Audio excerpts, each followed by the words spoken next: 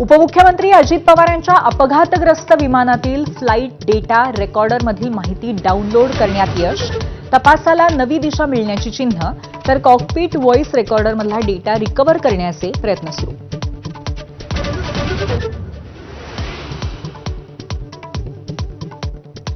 अजित पवारांच्या अपघाताचा सीबीआय मार्फत तपास करावा, राष्ट्रवादीची मुख्यमंत्र्यांकडे मागणी.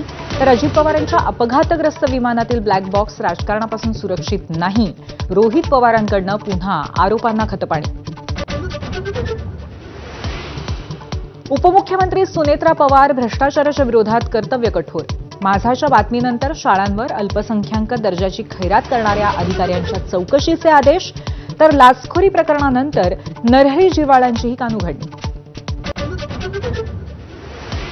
पुण्यातल्या मुंढवा जमीन घोटाळ्याप्रकरणी पार्थ पवारांना मोठा दिलासा. चौकशी समितीकडनं क्लीन चिट मिळाल्याची माहिती. समितीचा अहवाल मुख्यमंत्री स्वीकारणार की नाही याकडे लक्ष. टिपू सुलतानच्या उदात्तीकरणानंतर उद्भवलेल्या वादामुळे अखेर हर्षवर्धन सपकाळांची दिलगिरी. राज्यभरामध्ये सपकाळांच्या विरोधामध्ये भाजप आक्रमक, तर मालेगावच्या उपमहापौर टिपूबाबतच्या वक्तव्यावर ठाम.